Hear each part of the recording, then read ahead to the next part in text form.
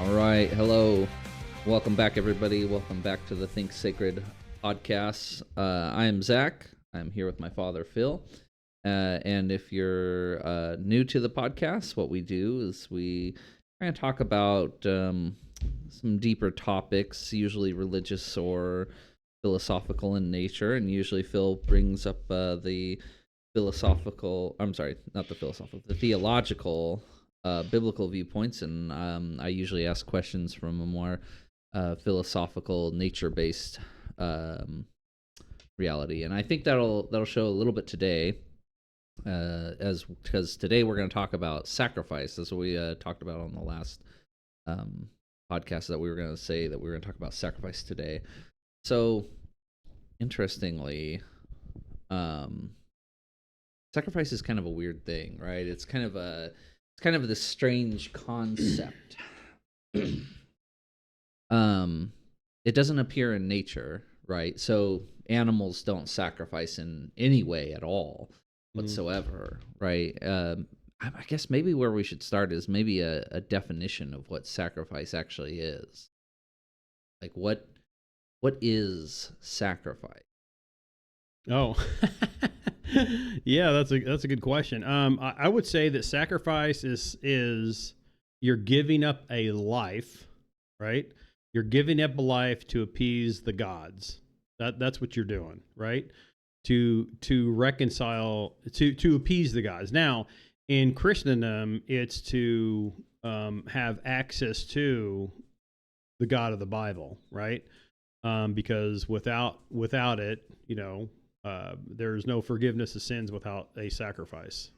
See, already, I think we have pretty drastically different views on like what sacrifice is. Oh, well, what do you think it is? I mean, it's giving up a life. We know that. Well, no, I would say it's just giving up like your time. Like any time that you forego something for a benefit in the future.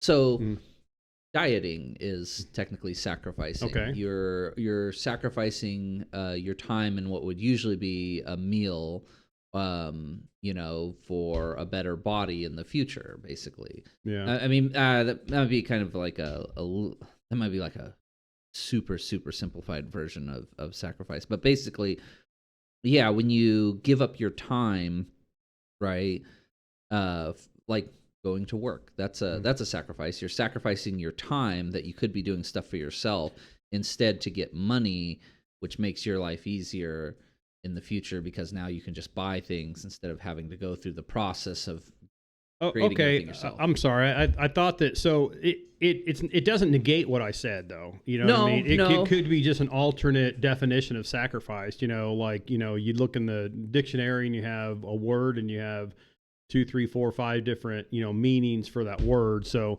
I mean, absolutely, that's sacrifice too. And we talk about sacrifice. But I mean, when it comes to a biblical sacrifice, I guess, or, theological sacrifice, I guess is where my head was going with that definition. It does. I mean, the Bible does talk about New Testament sacrifice as well. So, yeah. And it does have to do with what you mentioned as well. So that's biblical too, So, can I jump ahead a little bit maybe? Well, also, I mean, so like praying could almost be considered a form of sacrifice. If you give up your time, right, and you spend time in prayer, right? Like, I'm not talking just like, before you go to bed or whatever. I'm talking about if you were to actually do like a fasting or something like that, I guess that would also be considered a type of sacrifice, right? I don't know. You want to jump ahead? No, I mean, I do because, let's kind of set the framework. I mean, and then you can take the conversation wherever you want to. But the framework is, it does have to do with, I mean, there is one type of sacrifice. It does have to do with offering the sacrifice to appease the gods, right? And I would say that any type of sacrifice, when we talk about sacrifice, we're hopefully thinking, what is the end result of this sacrifice, right? Because you could talk about the biblical animal sacrifices and what they mean, but what people thought they meant, which maybe, that we could say, hey, that is not what it was supposed to mean, right? Because I think that's important to understand. But the jump ahead, I was going to say, in the New Testament, it talks about the ultimate sacrifice, but then it says, but then present your bodies as living sacrifices, holy and acceptable to the Lord. That is your reasonable worship, right? So, I think you're right. We sacrifice. We do take time to do the things that God asks us to do because, again, not to be saved, but because we are saved, and He wants us to be the vessels for people to know Him on earth. Yeah.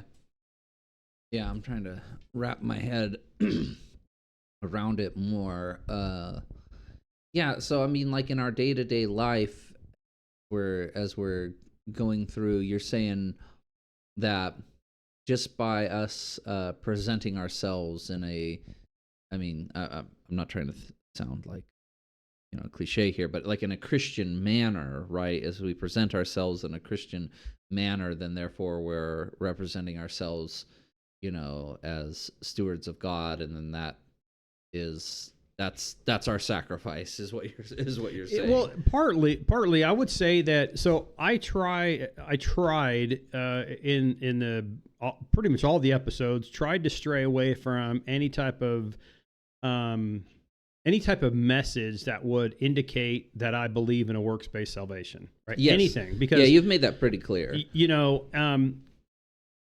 So obviously there is going to be a but here, but what is a sacrifice doesn't mean that when the situation arises, I'm just kind of there and I'm just a passive. I'm doing it in a passive fashion, and I happen to be at the right place at the right time, and I happen to say something or do something, right? I think the Bible is a little more when it comes to how we are to behave to others in the church, to others that aren't in the church. I think it's more active, than passive, right? We have opportunities, but at the same time, to your point, time is limited, right? Yeah.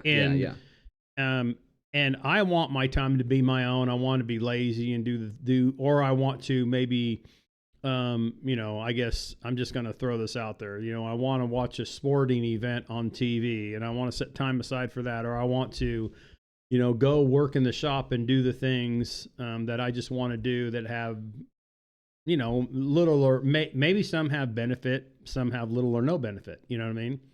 I set aside time for that. Yeah, right? yeah. But am I? And this is kind of I'm not saying I am doing a great job of this, but it may be that we are a little more thoughtful in terms of setting time aside for those who are in need. Like I mentioned in James, what it talks about what Christianity is, right? Yeah, He just says this is what Christianity is about, and he just says two things. He says to take care of the widows and the orphans. Okay. Well, so what does that mean? You can do more than that. That's not what I'm not saying that, but I'm saying that are we foregoing the time that we want to do the things that we want to do just for ourselves and saying, I'm going to go out there on a limb and do things for others and set aside that time purposefully to do that. So I think that is a sacrifice, and that is not an easy thing for us to do because we like living and doing things for ourselves. Yeah.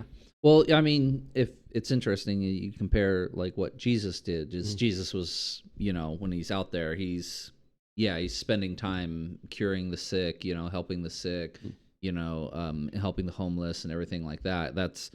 He is out there actively helping other people. You know what I mean? That's a lot of what he does as well. So it is. The Bible talks about what he did and all the miracles that he did. It wasn't for the sake of doing miracles, right? So again, end result. What are we trying to do? End result. Sometimes we kind of know, right? But other times we don't. But I think it's good to kind of understand what is the end result of the sacrifice we're doing, right? If I want to fast, right?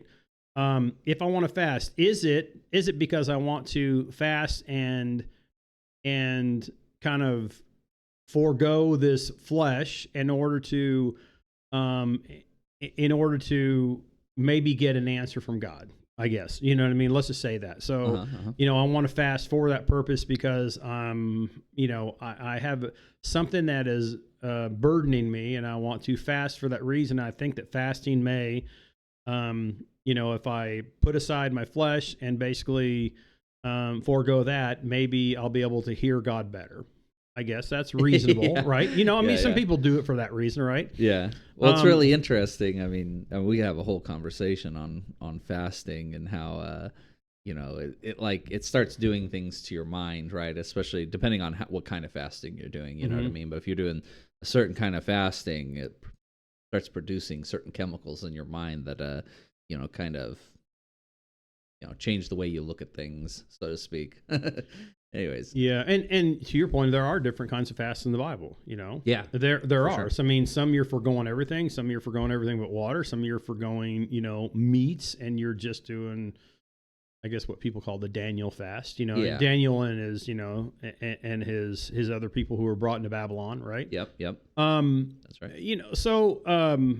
Anyway, I think that it may be good if we're going to sacrifice to think, what is the end result? Like, what are we trying to do here? It may be good. Sometimes we don't know. So I'm not saying you have to have an end result in mind, but I think it's good to ask what you're trying to do with this sacrifice, right? Yeah, because it almost seems like the Old Testament versions of sacrificing, I don't really, did they always really know what the result was going to be? I mean, you think of like Abraham and Isaac.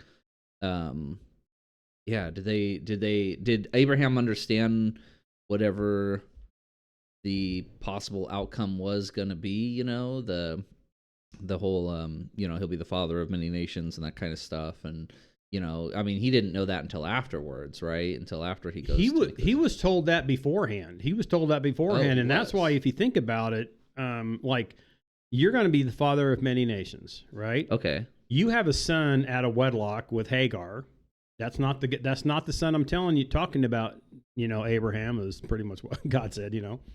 So he has Isaac, his only son. He's of age. Sarah's of age, right? Yeah. And so Isaac is of the promise, and then God says, go sacrifice him. And to your point, like, wait a second, you tell me that I'm going to be the father of many nations, as vast as the stars are in the sky or the sands on the seashore are, so will be the mankind that came from him, right?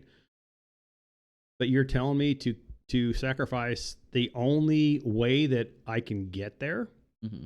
So, when we talk about faith, that's a great subject, by the way. But because you could see how Abraham, tried to fill in the gap and then slept with his maidservant. For those people that don't know the Bible out there, these things, that are written in the Bible, they're not for us to do. They're lessons to be learned a lot of times. Yeah, that's right? a huge argument. I mean? Like we're yeah. Well, I mean, it's a massive. Actually, I want to bring up two arguments that atheists bring up. The most common ones is they'll find a verse in the Bible that says that something horrible happened, and they'll say, oh, there you go, that was something horrible that happened, and it's in the Bible, so therefore God's evil. And it's like, the verse might have absolutely nothing to do with God. It might just be people, and God might even say that he condemns it or whatever. But for some reason the atheists still want to say that, like, oh, that's a representation of God. Everything in the Bible needs to be, what do they call it? Clouds and rainbows. Oh, I don't know how you put it, but you know what I mean? That's not what it is. I mean, there's some horrific things in the Bible, but it doesn't mean that God sanctioned it. But I'm sorry, just real quick,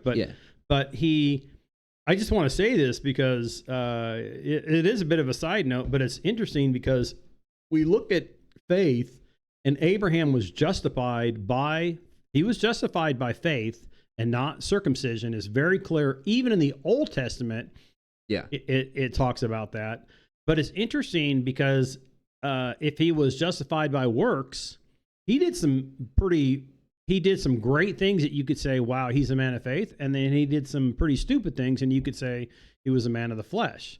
That's how all of us are who are Christians, where we've got this conflict going on, right, with our fleshly self and the spirit within us that are always in opposition, right? But anyway, I just wanted to say that because, anyway, when he goes up, you could say he was really faithful when he went up to do Isaac. It sounds like a crazy story, but the more you dissect it, you realize that he may have not have understood how it was going to happen. Mm-hmm. He didn't understand. He didn't have the name of Jesus. We talked about that, but he understood that ultimately God could raise Isaac back up if that was the point that he had to come to, right? Mm-hmm. But it was also to show him and the world to say, you can't offer your son. I'm just going to show this as a horrific act, right? There's more to it than that, but basically, I have the ability to lay a life down. I have the ability to raise it up again, and the ultimate sacrifice is going to be me on the same mountain where you sacrificed. You were going to sacrifice Isaac, and again, we said the mountain that he named it. It's just amazing. He named the mountain "God will provide." Yeah. Future. Right? Yeah. So anyway, it's a great story. Yeah. So let's see. I'm trying to figure out how to get a little deeper here, because so one of the arguments that an atheist makes is the world, right? God created the world. God creates the world how he wants it. He can change it however he wants, right? Why in the world is the way to salvation through him sacrificing his son, through God sacrificing his son and himself in this, simultaneously or whatever? But the point is, why in the world would God have to do that? That it doesn't make any sense, right? It's like if God wanted to forgive us, he could just forgive us, right? There's no need to do the whole putting himself through torture and, crucifying himself. There's no need for that. Mm-hmm. Or at least it would seem so, right? If you have, if you're all powerful, all knowing, and ever present, there's no reason for you to do anything. In fact, you could just do it instantly if you wanted to. You know what I mean? You could change the world instantly if you wanted to, right? So why is it that in Christianity, why is it that Jesus has to be sacrificed? You know what I mean? Why does he have to be crucified? I don't know. I don't know how to answer that. I mean, there are things that are put in place that we don't understand why God put it in place. I would say that in the state that we're in, right? In the condition is what I mean by state. In the condition that we're in, to me, it's pretty obvious that you have to have a sacrifice. Could God have constituted it in a different way, right? Possibly. But if you look at the way it's laid out, like Adam and Eve sinned, this first sacrifice was God actually provided the sacrifice of clothing for Adam and Eve, right? That was the first sacrifice. And so if you look down the list and you understand that within the bloodline of man, that we cannot do the things that God requires for us to make it to eternal life. We can't, right? Mm-hmm. Because if we fail at one point, I'm answering this more theologically because the things are already in place now, right? It doesn't answer, I think, what your question is. Why did God create it in a state that makes it so, right? Yeah. That may be something that I can't answer. But in the state that we're in the condition we're in, it's like you see the sacrifice, you understand the sin nature of people, you understand that that Isaac couldn't be sacrificed, no one could be sacrificed to appease God, right? And so only God could be the one to provide a sacrifice. So he had to actually present himself as the sacrifice and unblemished. And, it talks about an unblemished lamb, unblemished animal being brought to the priests, right? Yeah. But only he could do it because he was the only one unblemished. That's why he had to be born of a virgin, right? And not have the sin nature that came from Adam, the lineage of Adam. And so that's where we're at right now. And again, back to the works-based system that people kind of think they're good enough to do, right? Mm-hmm. The only one that actually made it to heaven or could even make it to heaven based on works was Jesus. Yeah. He made it to heaven, or he made it to heaven based on works, but only by believing in him. That righteousness from Christ is applied to us spiritually, right? That's the state we're at. Now, why did God create that condition within the human race? Or not create, but create the environment in such that the sacrifice had to be offered? That may be a whole different question that I'm not equipped to answer. Yeah. I mean, it's a tough one. I mean, that's the thing. Like I said, it's I mean, I've seen this argument just a billion times. The atheists just they look at it and they can't wrap their heads around like why that's even the case at all. You know what I mean? Like what is it that makes like sacrifice like powerful? What does it make that? What is it that makes sacrifice work? And we're talking about like just the common things. Let's go back to those the little things that we do on a day-to-day basis that might be considered sacrifices in a broader sense, right? What is it about those that make it work? Like when I forgo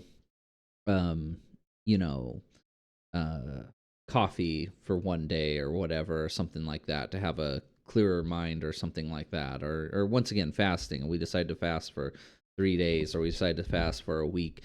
You know what I mean? Why does that work? How does that work better than the way it is in nature, where animals don't sacrifice anything, where they just do what they want? They go eat the food that they want when they're hungry, when they can find it. You know what I mean? They go to sleep, when they feel like it. Like I've got a new pig, and the pig just, like, when it's out in the field and it just feels like laying down and going to sleep, it just lays down and goes to sleep, right? It doesn't stay awake and decide to gather up food, you know what I mean? But that's what we do, right? And so why is it that when we do these things it works, and the animals don't do it, I guess, as well? This is it's a hard subject. I'm not gonna lie. Sacrifice is a hard subject. Yeah. So I do want to get to kind of the understanding of the biblical sacrifice a little more, but maybe we can. Well, I'm hoping how long we been going so far? Only 20 minutes. Okay. But I'm thinking if we can kind of get into this, maybe we can see why the biblical sacrifice works on a grander scale. You know what I mean? Can we have some small examples that we can apply to the bigger example, if that makes sense?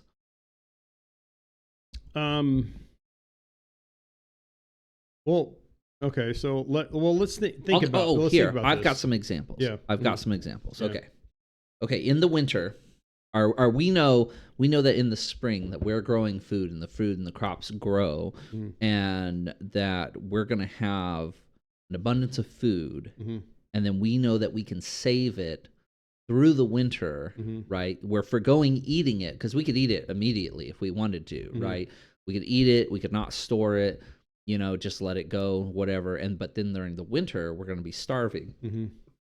This is Joseph.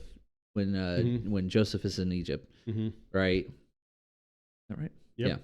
Yeah. When Joseph's in Egypt, right? And so he's got 7 years of good stuff, and then he's got 7 years have not. Well, Yeah. they forego during the 7 years of good stuff, not overindulging themselves, preparing for the 7 years that are going to be bad, and therefore they make it through it and they live longer.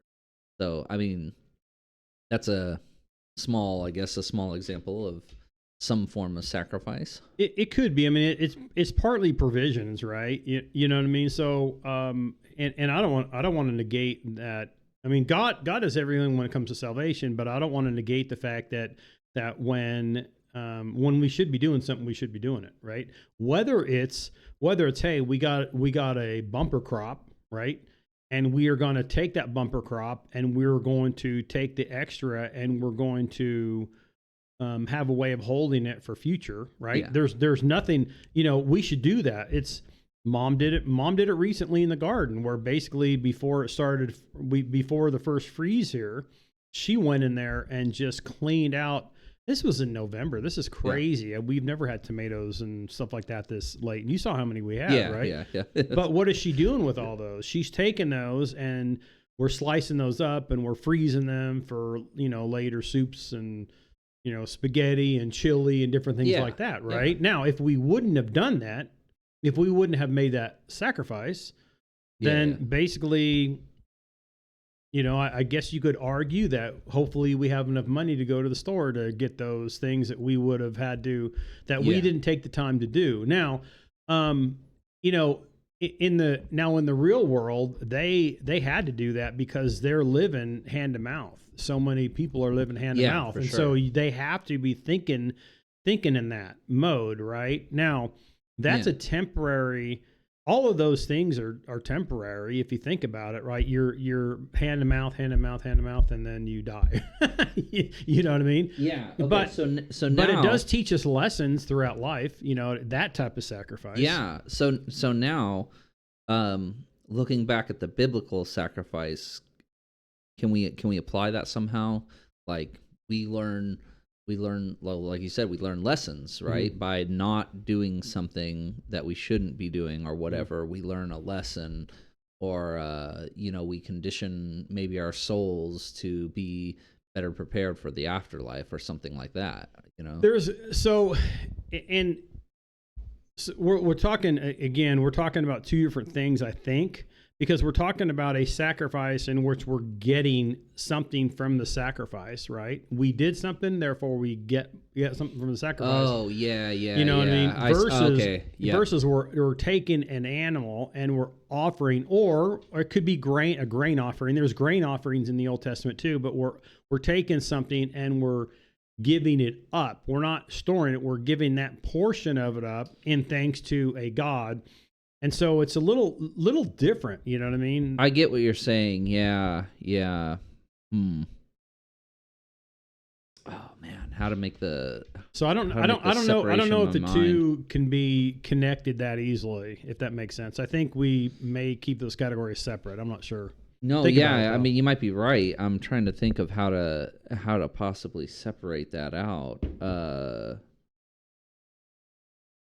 Because in my mind, like as I'm trying to think of it, I can't really picture the two as two separate things. But what you said makes complete sense that they are two separate things. So I'm trying to figure out how to separate the two. Well, I do think maybe, and I'd probably have to kind of reread the verse that talks about the living sacrifice, right? Therefore, in light of what God has done for us, the ultimate sacrifice. Present your bodies as living sacrifices. So as I'm thinking about it, it may be that's where the crossover is, right? The crossover from us, the sacrifice that has been that the people in the Old Testament gave up something to offer it to God as thanksgiving, right? Versus the crossover, versus Jesus offering the sacrifice willingly, freely for us, and then us as a result giving our time and our whatever to those people who are in need, offering ourselves up as living sacrifices, even to the point of death, is what the apostles did. Yeah, but there is a idea though that I'm just trying to work through it. I'm not sure yet. Yeah, I know. But even in those cases, even in the cases of Jesus himself, he's still expecting an outcome, and he knows that by doing the sacrifice, he's going to get the best possible outcome, right? Here, he's going to get the outcome that God wants, right? What sacrifice are you talking? Are you talking about his death on the cross, yeah, or just his giving up his time on earth? Because you were talking about. Oh, yeah. Because I think they're. Yeah. You know. Yeah. I know. I get what you're saying. Yeah. See. Well, even then, even on both cases, I mean, doesn't Jesus know, right? Jesus understands that this is what has to be done in order to receive, or whatever, save the, save humans in order to get them into the afterlife and get them, into eternity or whatever. It requires him doing that. So in that case, he does know, and that something good is going to come out of it. Like the examples you gave even in the past of the old people, they're not sacrificing and not expecting nothing, right? I mean, they are expecting something. Who in the Old Testament, you mean? Yeah. The animal sacrifices? Yeah. I mean, I think in this case, everybody, when they sacrifice, every example I think you could come up with in the Bible, I think the person is aware that a good outcome will come out of the sacrifice. Am I wrong?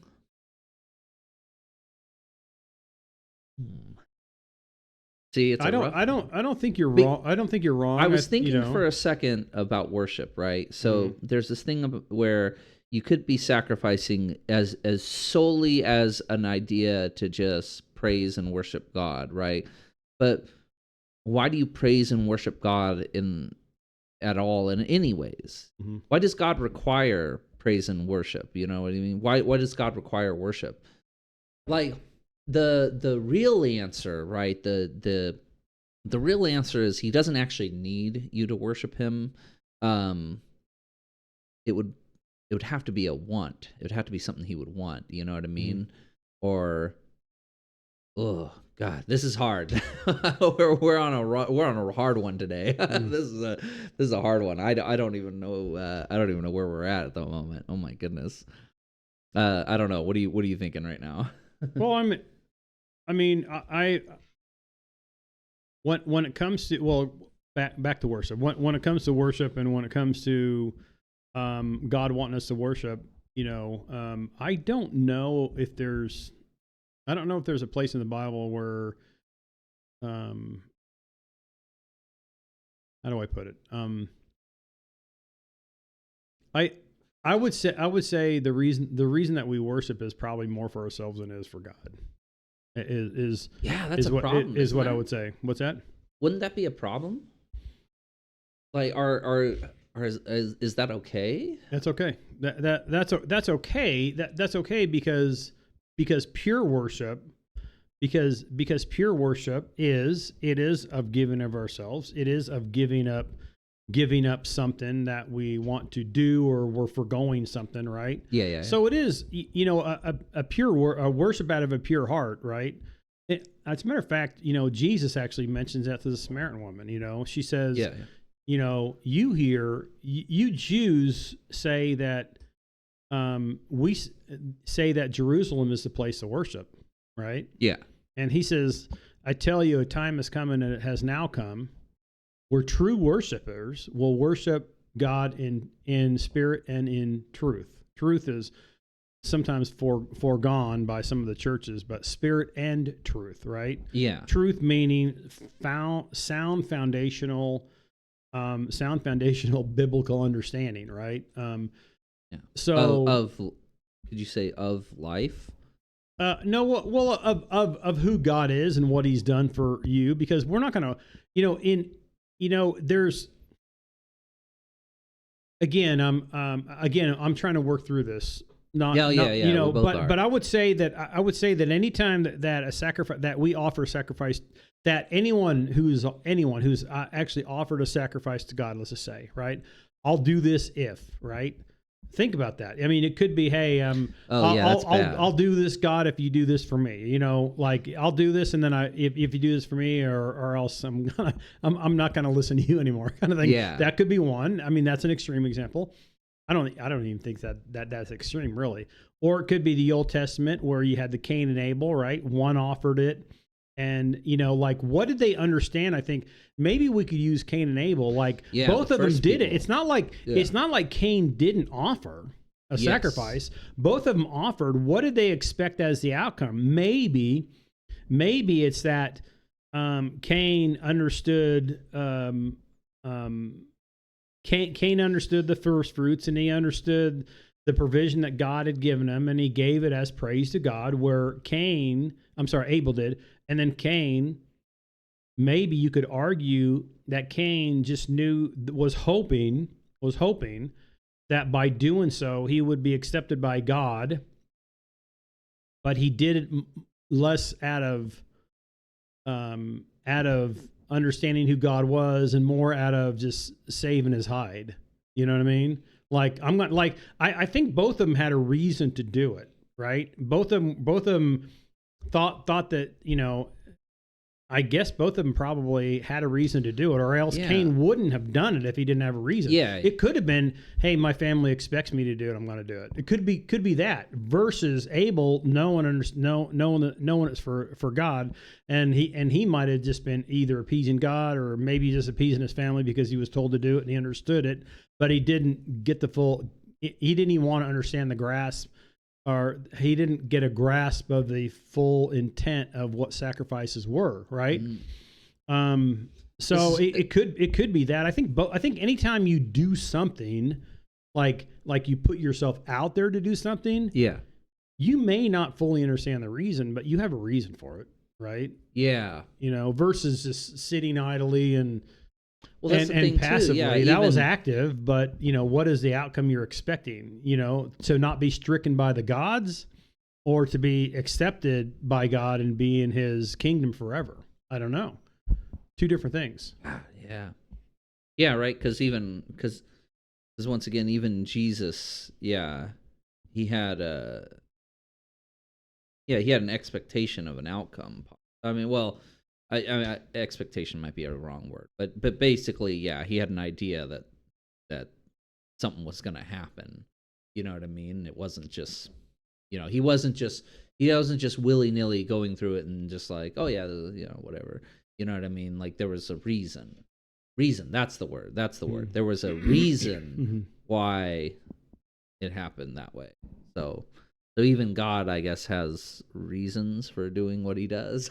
I guess I don't know if God has. I mean, you know, you could say he has reasons, but God is God, and sometimes, you know, I think sometimes it's good to work through these things, but there are times where it's like, I'm just going to stand back and trust God. I mean, I hate to say it. I mean, I hate to say it to the, you know, the unchristian community, the non-Christian community out there, because it sounds really hokey.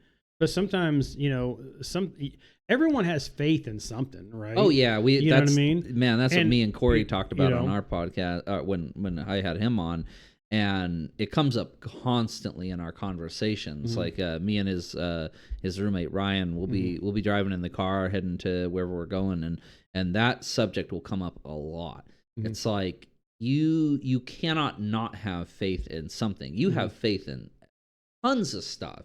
Just like, I mean, you have faith when you go out to your car that your car is going to turn on. Like that's faith, man, because how in the world does it work? You know what I mean? And I get it, you know. I mean, obviously, you know, as engineers, you know, we can figure out how to work and manipulate the material world and everything like that. But the truth of the matter is, right, is it could just stop working. You know what I mean? You could just go out and your car could just not turn on, and you're going to be, and how many times have you stood over you know, with your hood open, you stood over it and you're just kind of like, what, you know what I mean? Is it this? Is it that? You know what I mean? You got to work through it and everything. So, man, this is a tough subject though, talking about sacrifice. It's a hard one to wrap your head around. You know what I mean? Well, it's interesting because Jordan Peterson talks about it every once in a while, And his idea is, he talks about in the past, like in Abraham's day, that it's possible people had to sacrifice their children to keep the other children and the other adults alive. You know what I mean? Like, if you have too many mouths to feed and you aren't growing enough food for all the mouths to feed, you have to get rid of somebody. You know what I mean? And it might be that might sound really, really, really harsh, but it might be, reality, so to speak, if you're thinking about caveman days, you know what I mean? Or days when you're living in tents and things like that, I mean, like, even more recently, back a couple of years ago, remember the Chinese government? They're like, we people can only have one kid. You know what I mean? Because guess what? We got too many kids to feed right now, and it has to be a boy. Yeah, that's what people wanted. People wanted the boy, but anyways, so does that make sense? Well, it does. I mean, we can just, I mean, that's a whole different subject, because you could talk about, abortion and our reasons for abortion. You know what I mean? Honestly, what I mean? Yeah. Our justification for abortion. Justification is, yeah. That's what I mean by justification reason. Let me be specific. Yeah, because for sure that's a horrible, horrible excuse, especially in modern day America, where even our homeless people are far better off than half the other people on the planet. So yeah, there's absolutely no excuse here in America to say that, oh, we have an overpopulation problem, because that's just not true.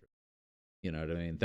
We have vast amount of space in America that are just open, and people just don't want to go to because they'd rather be in a city. You know what I mean? People tend to gather in a certain area. You know what I mean? But if you really want to, the country is way bigger than you could possibly imagine. Anyways. Sacrifice. So tell me something more that you got. Okay, what you got in the Bible? I mean, to obey is better than sacrifice. I love that. That is an Old Testament verse. It all now. So I'm kind of going forward a little bit faster, right? Yeah. And you can backtrack as much as you want. That's fine. But to obey is better than sacrifice, right? And even in the first couple chapters of Isaiah, it's a scathing rebuke about those people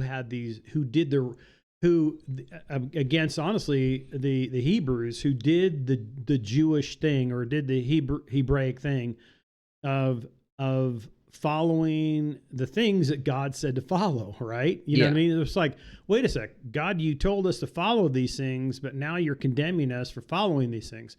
It's not that at all, right? It's that you think that within them, like Jesus told the Pharisees, within these things, you think that you have lineage of Abraham, and you think you're saved by that. Talks about that. Yeah. You think by obeying the law, you think that you have righteousness in that. You think by knowing the scriptures, you have righteousness in that. But those scriptures talk about me, yet you refuse to come to me to have life. So all that to say is that even in Isaiah, it's a scathing rebuke to say, you're doing these things, but you're not getting, I mean, this is not probably the right way to put it, because it's really a lot bigger and a lot more intense and a lot deeper than this, but you're not getting what I'm putting down. Yeah. God is saying, you're doing these things, and you think that within these things you're gonna please me. You're doing these things, and yet you're neglecting the poor. You're neglecting the widows. You're neglecting the orphans. Yeah. You're foregoing those things because you think that you can do these things, and I'm going to accept you, but you're doing these as rituals, and there's no fruit in these things. And maybe that's a good way to put it. There's no fruit in these things that you're doing, proving, like John the Baptist says, he says, bear fruit in keeping with repentance. You know what I mean? Like, if you had true repentance, you'd be bearing fruit, but you're not bearing fruit. You're just still doing these things. And yet I see you over here the other 6 days a week. The other 6 days a week, And you're neglecting the people that I told you to take care of. Yeah. You're neglecting them. You're foregoing those people that you're supposed to be taking care of. See, everything that you said right there on that last thought, all of that made perfect sense. like that, I understand that. I understand that very well. I get that. Yeah. Now, how do you tie that back into sacrifice? Yeah. No.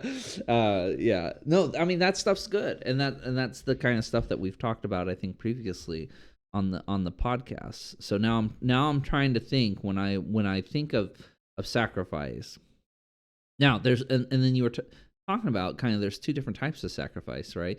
So you said rituals, right? If we were doing these rituals, you know what I mean? So someone's doing a sacrificial ritual and they're just doing it, like you said, like Cain, right? So Cain's doing the sacrificial ritual. And he's not really doing it for the right reasons or whatever. He's just doing it just because or whatever, or something like that.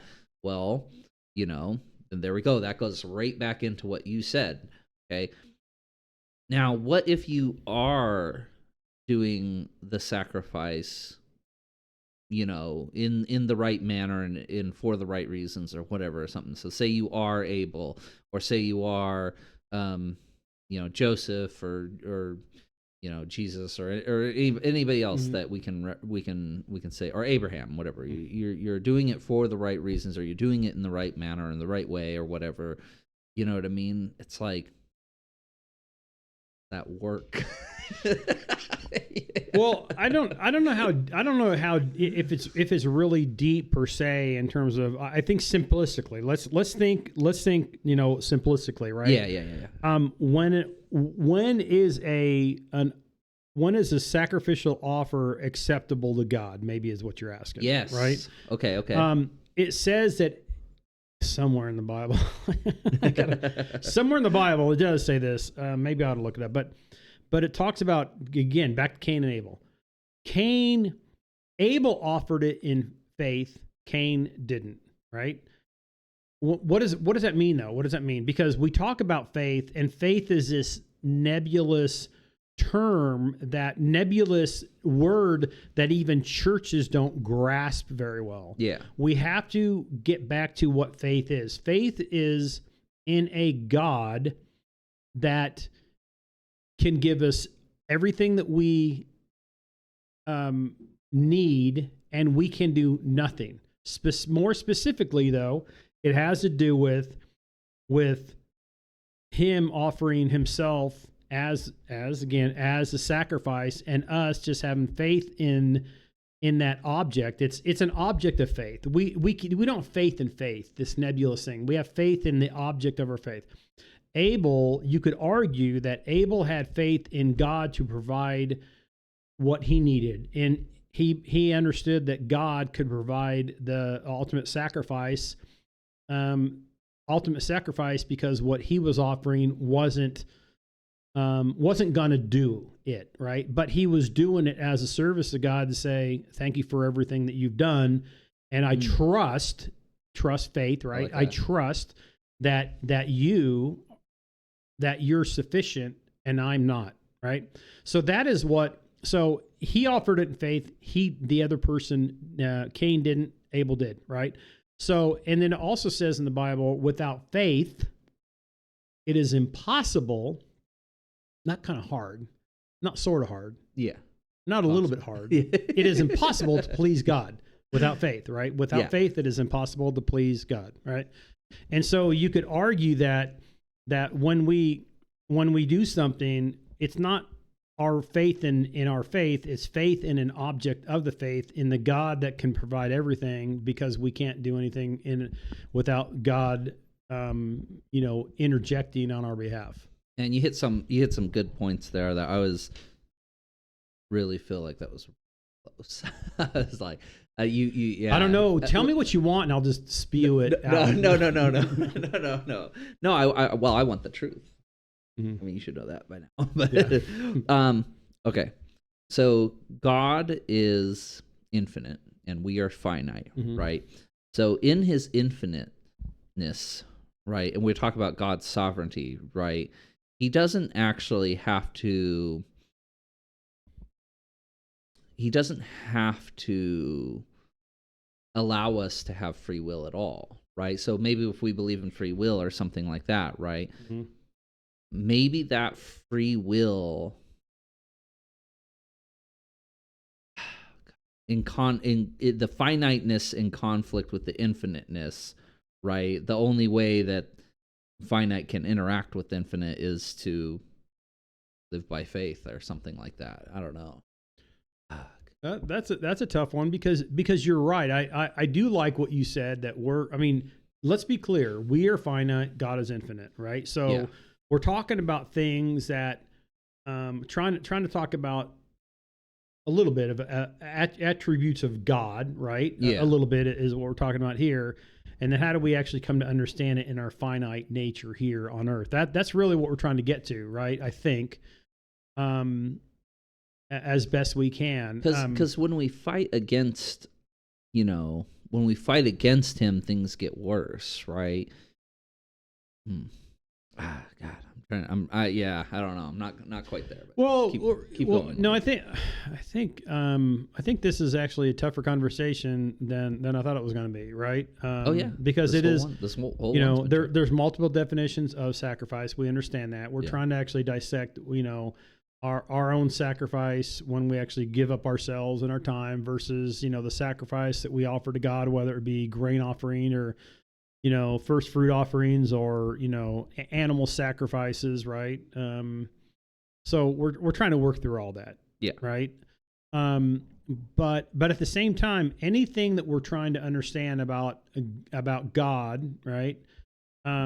There's part of it that says we live by faith and not by sight. It does say that, but at the same time, he's given us a brain and a spirit to kind of understand as best we can him, right? We're not going to understand everything by no stretch of the imagination, are we? But at the same time, I do think that God has purposefully given us intellect, right? And he wants us to use it. Yeah. So what are we trying to get at here? We're trying to understand our finite nature and what you're talking about. How does God in his infinite nature, God outside of time, I think too, like it's interesting because we've talked about this before. I don't even know if I can grasp it very well, but God sent his son into time and space, right? To be with us here on earth, right? Yeah. But again, Jesus knowing what his mission was, he fully understood his mission. Like if you read the Gospels, and he tells them way ahead of time what he's doing. Yeah, he's telling them through parables. Even John the Baptist, the Lamb of God who takes away the sin of the world. He's pointing to him out there, near the Jordan River, right? Yeah. So he knew it.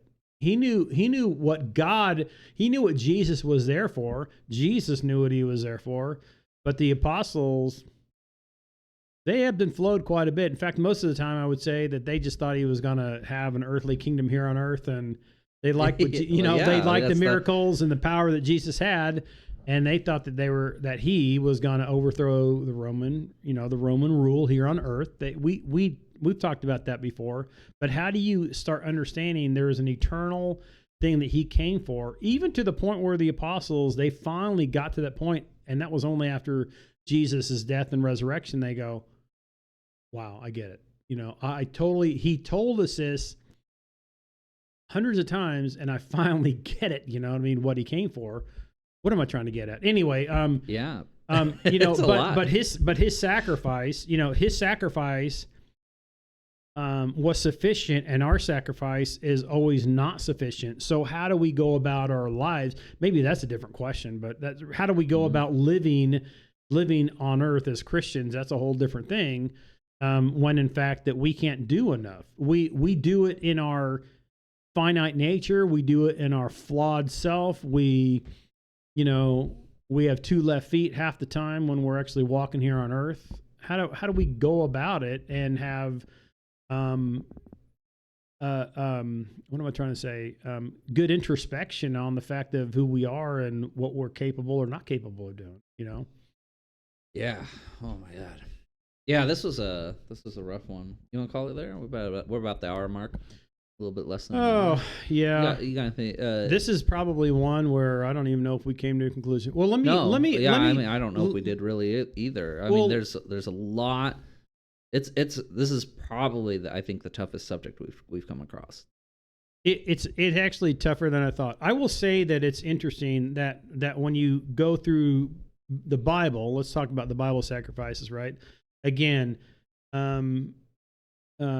the initial sacrifice. You look at the initial sacrifice in the Old Testament in the first few chapters of Genesis. Yeah, you understood that in Genesis 3:15 is kind of the ultimate prophecy about the heel bruising Satan's head, right? Yeah, and how that actually is a prophecy about the ultimate sacrifice of Jesus coming on earth. You understand that Jesus, like he had his eyes like flint to the cross, yeah, even on earth, while other people didn't really understand what he was all about.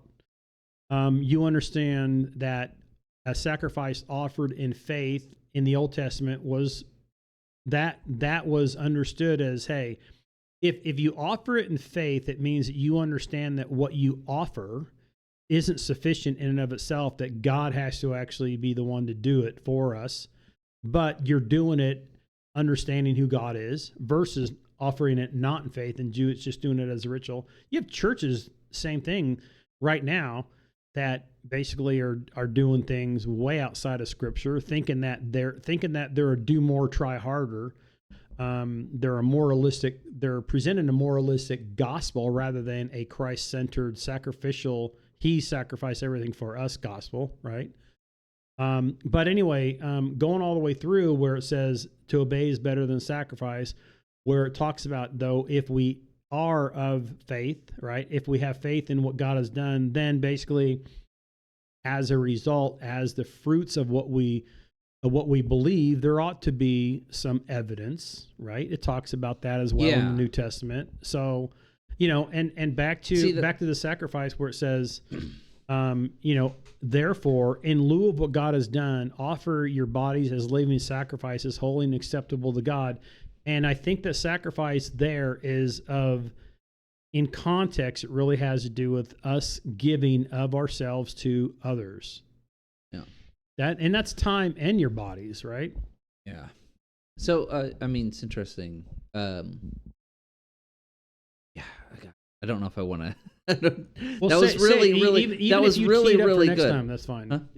Even if you want to say something and tee it up for next time, that's fine. Go for it. Well, no, I mean, one thing that we hadn't hit on throughout this whole thing, mention is that throughout the rest of the world, so not just in the biblical, Judea, Israel, Middle East, what we call the Middle East nowadays, sacrifice was not just a thing that was solely, their thing. Mm-hmm. It was a worldly thing, right? Mm-hmm. Once again, we say, Cain and Abel obviously made sacrifices, and those are the first two, real humans, mm-hmm. Adam and Eve, but then, they're the first two that were actually born, mm-hmm. right? And so even they understood sacrifice. And so the entire rest of the world participated in sacrifice as well. I mean, everywhere from, the Vikings up in the north, the Aztecs, the Mayans, you know what I mean? The Chinese, the Indians, the Africans, everybody in the entire world, every civilization has participated in sacrifice. You know what I mean? How do you get to that, though? Like, exactly. It's back to, we talked about Noah's flood and how that story is throughout the world in different forms. Sacrifice is throughout the world, but maybe in different forms. And like I said on the last one or the one before, where it may be that it's, so let me. And some of those civilizations do not exist anymore, but we believe that this has existed and has gone through. You know what I mean? The Bible has existed throughout time and has gone through time.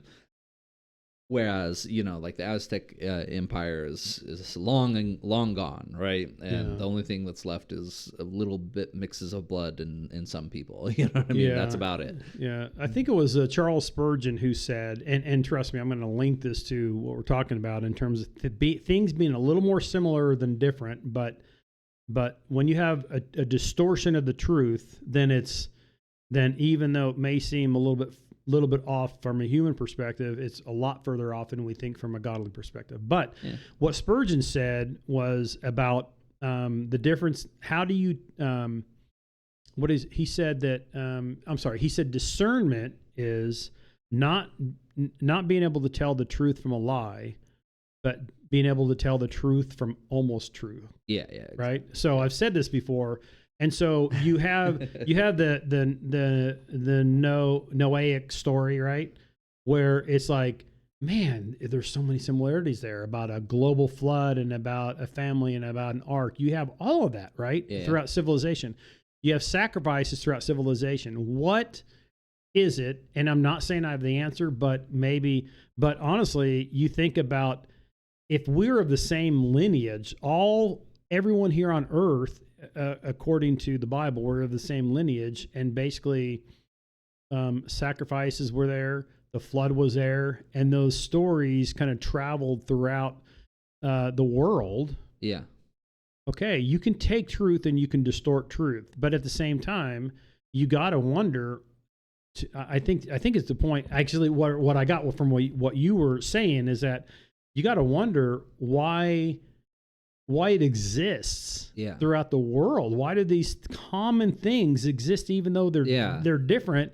You can see that there's a common thread somewhere in there. There has to be something powerful about the thing itself. When we say sacrifice, right? That thing that did spread throughout the entire world, that continued to spread throughout the world, you know what I mean? And had gotten into every civilization. The fact that it exists, you know what I mean, means that somehow it is a powerful thing. You know what I mean? I do think that, Solomon said there's nothing new under the sun, right? Yeah. And so, you look at that and I don't think we make, I